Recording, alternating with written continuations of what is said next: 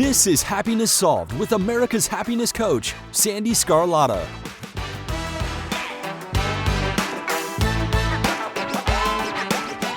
Hello, everyone, and welcome to today's episode. I am so happy you're here.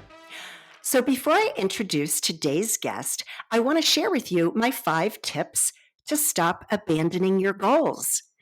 Here we are, January 2022.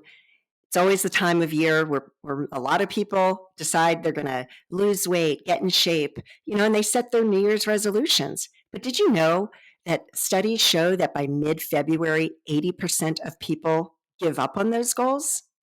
That number is astounding.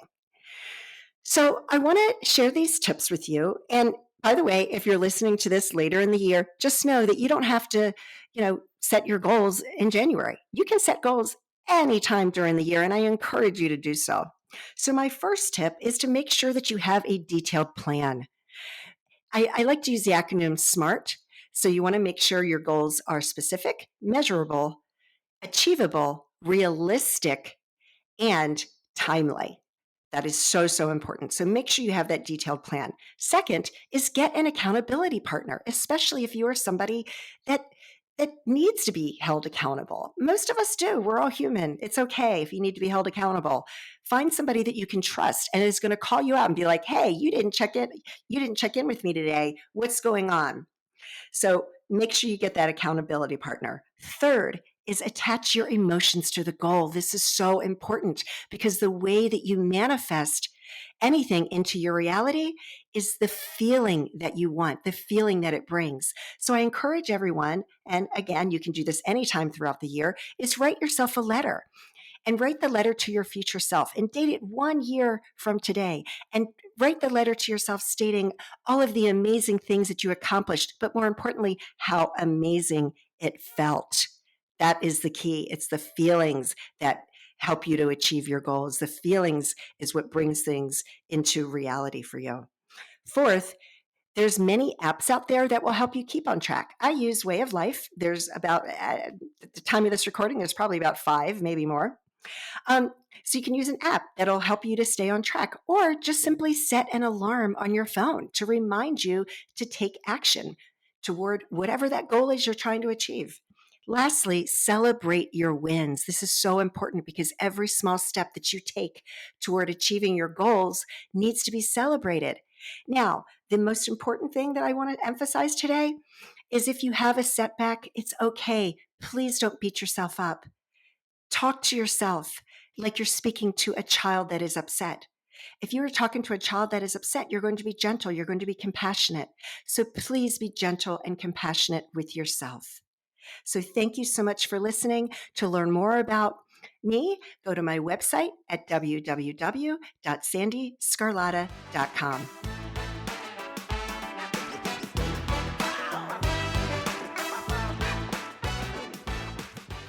Today's guest is Tommy Patterson. Tommy went from being a high school dropout to failing multiple times in business to now being the owner of multiple million-dollar businesses. He is an investor and speaker who is all about failing forward and helping people scale to be their best. His company, WKND Digital, has served clients such as Disney, Discovery, Trifecta, Nickelodeon, and many others. I hope you enjoy today's episode. It's really awesome.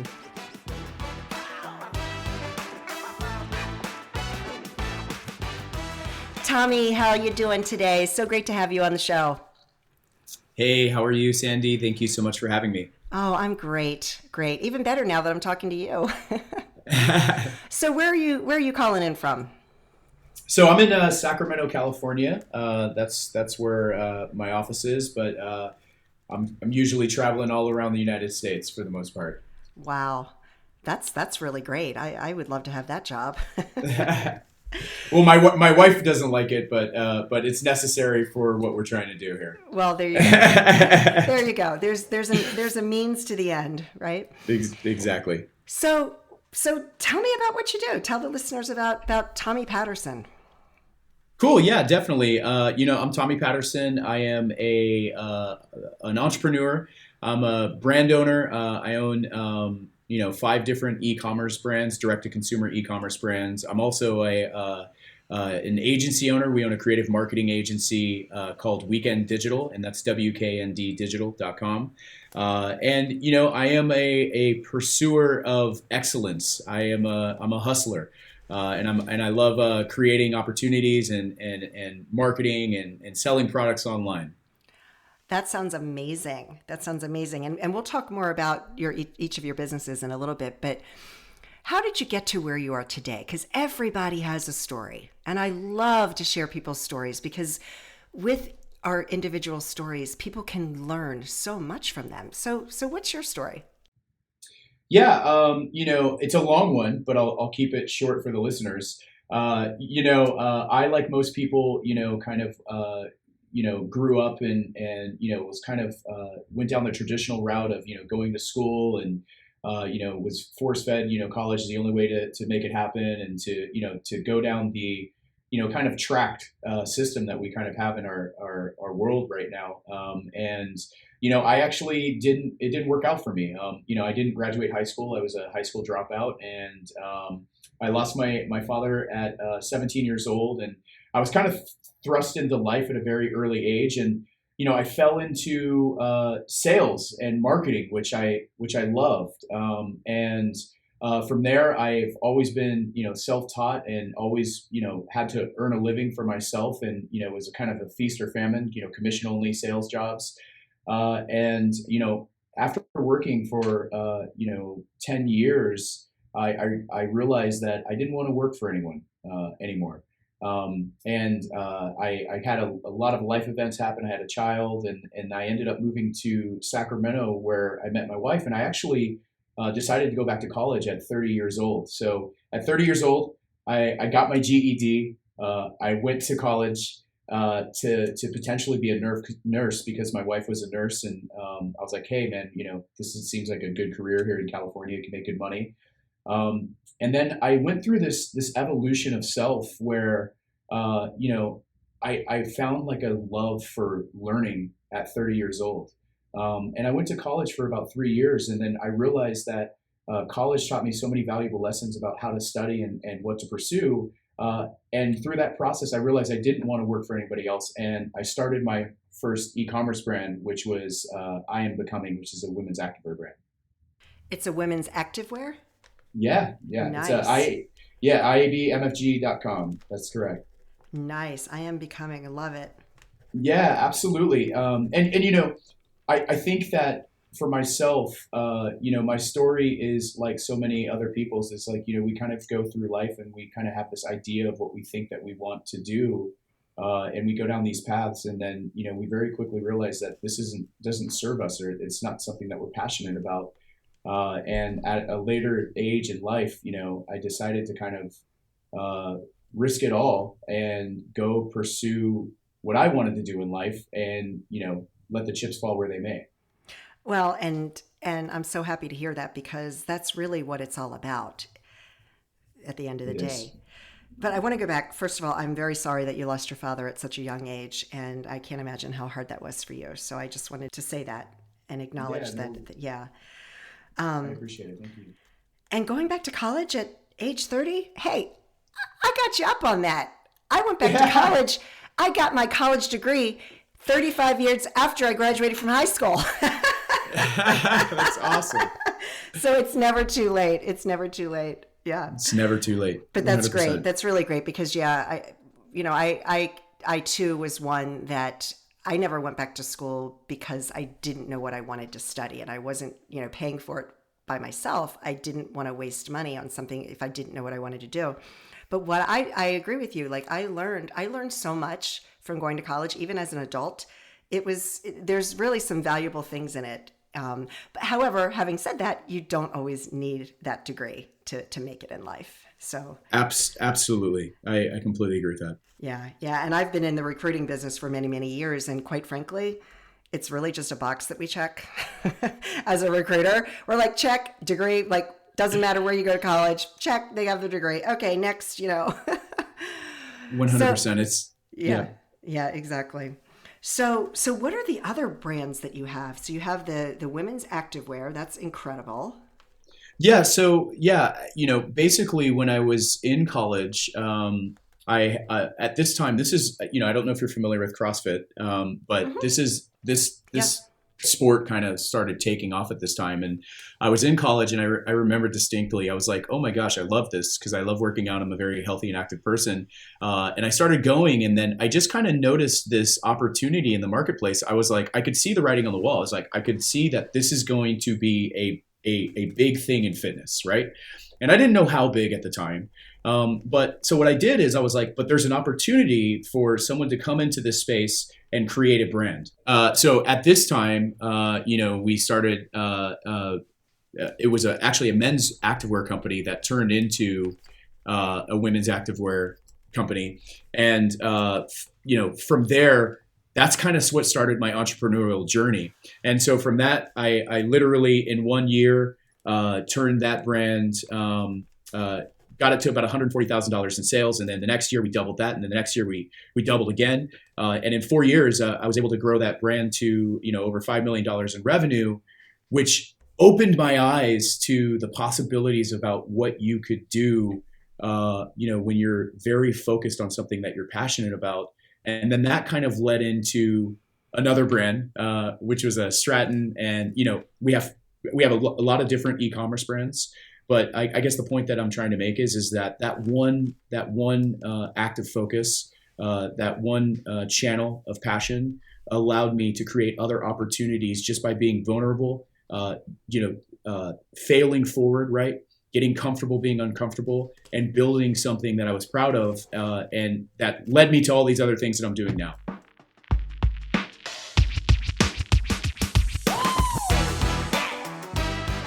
We are going to take a quick break from today's interview because I am so excited to tell you about a new program that I've just rolled out. It includes 2 group coaching calls each month to help you create the lasting happiness you so desire. It's only a $50 a month investment in yourself, and you are worth it. So visit www.sandeesgarlata.com/courses to sign up. I hope you enjoy the rest of today's interview.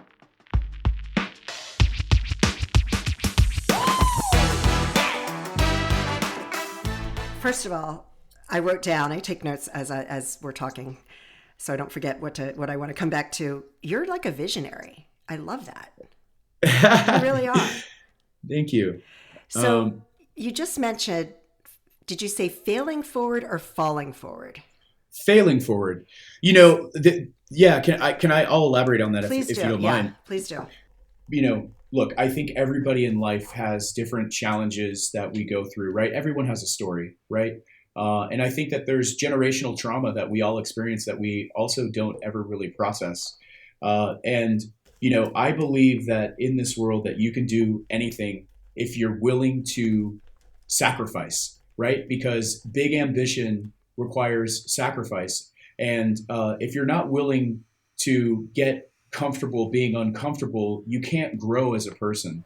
And so in order for us to do something, in order for us, right, if you think about it, like we go to school and we learn these things, we have to sacrifice to be able to become a doctor. We have to sacrifice to do these things, right? Well, it's no different in any area of your life. If you want to build a business, you have to be willing to fail until you don't fail, until you succeed.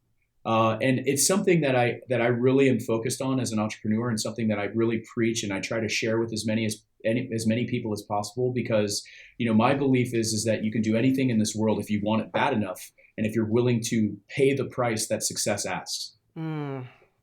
And I love that you said being comfortable. No, how did you say it? You said it so much better.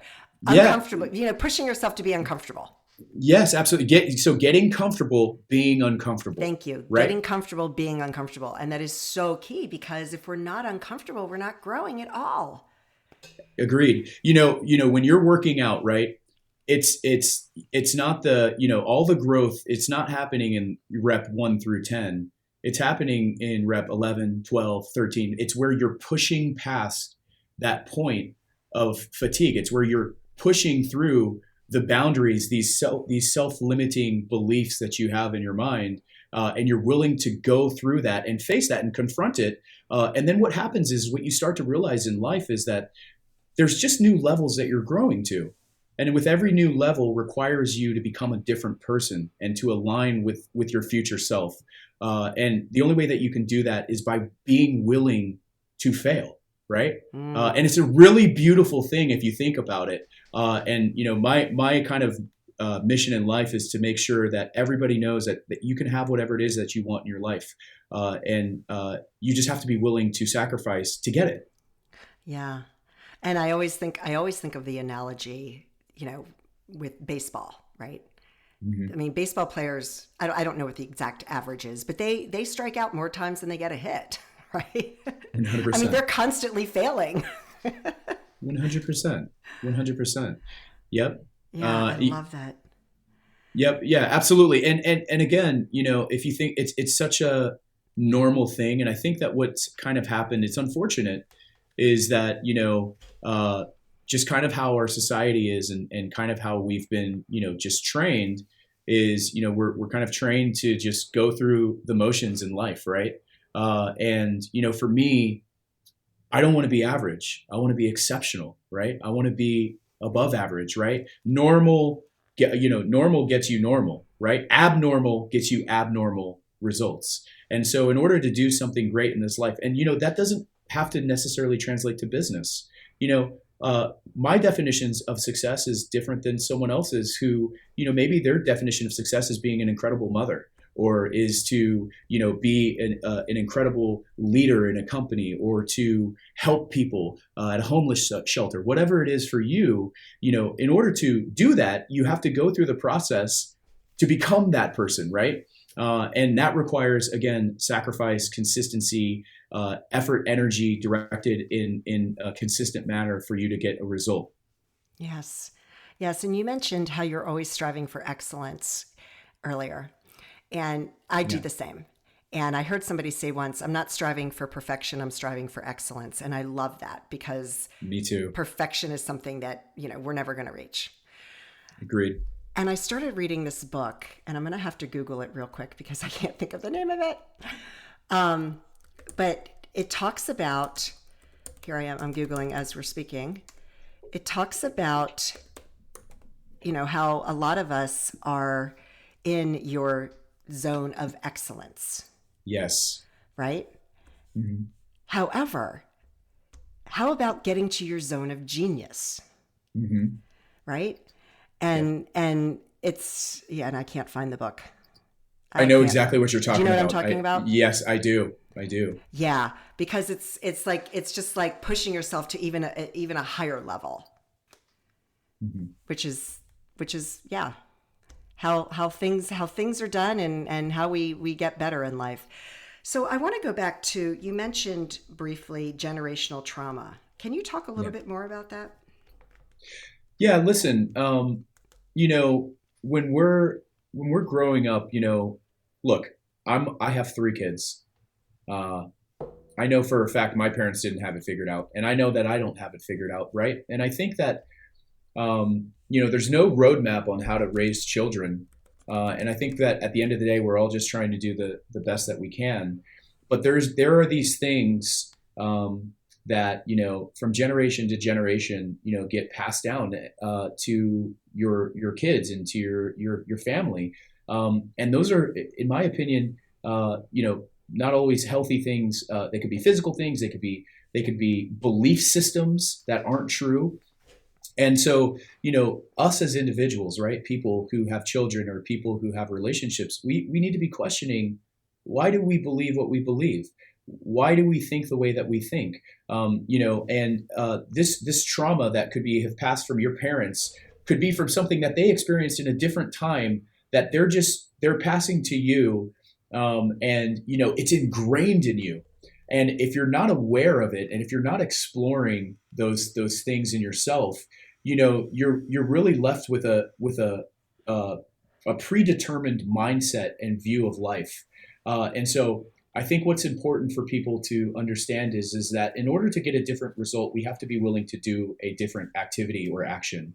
And in order to have a different life, and to have a different belief system, we have to question what it is that we currently believe, or why it is that we believe it, or the things that have potentially happened to us. So it's something that people should explore. I am actively always trying to get better as a person and try to understand how I can serve people better, how to be a better leader in my organization, how to be a better communicator to my community. And those are all things that require me to be constantly self-evaluating. And I think it's something that we really need to work on as a society as a whole. Yeah, no kidding. Yeah. And thank you for elaborating on that. And it made me think of I only have one child. He was my miracle baby. Mm-hmm. And growing up, there was, the way that my parents disciplined was not what I would call acceptable parenting. Okay. Right. So when I had my own child and I thought about it and I thought, well, you know what? They hit me because that's how they were disciplined. Right. Mm-hmm. And I thought, and there was a couple of times that I felt like the line was crossed. Right. Yeah. And I made the decision when my son was born that I would never hit him because I wanted to break that cycle of generation upon generation upon generation. And on a side note, when my son was like 8 years old, this elderly pediatrician looked at me and said, "You've never hit your kid, have you?" And I go, "No, I haven't." "Why?" And he goes, "Because you should be hitting him because he's not listening." And I was like, no. He does listen. He's 8 years old. I can't start hitting him now. But it's that generational thing because he was, at the time, this pediatrician was probably in his late 60s, and that was that generation. And I thought, no, I have to break this cycle, and we can do that. We can do that. But that's awesome. So Tommy, this has been such a great conversation. Is there anything else that you want to share with the audience? Yeah, I mean, I think for me, what the message that I just want to get across to everyone is that, each and every day that we wake up, it's a gift. It's a gift to be alive. And your perception of reality is the lens that you view the world through. And the beautiful thing about life is that how you choose to view the world determines your reality. And so if you're struggling with something, if you're not happy, if you don't love your life, change it, right? Because every day is a new gift. It's a new opportunity for you to get better and to pursue whatever it is that you want in your life. You can have it if you're willing to sacrifice to get it. You're speaking my language, Tommy. I love it. Well, thank you so much. And I just wish you all the success. I'm just, as a mom, I'm so proud of you. Thank you. I appreciate it. And I wish you all the success in the world. Thank you, Tommy. Thank you. Thanks.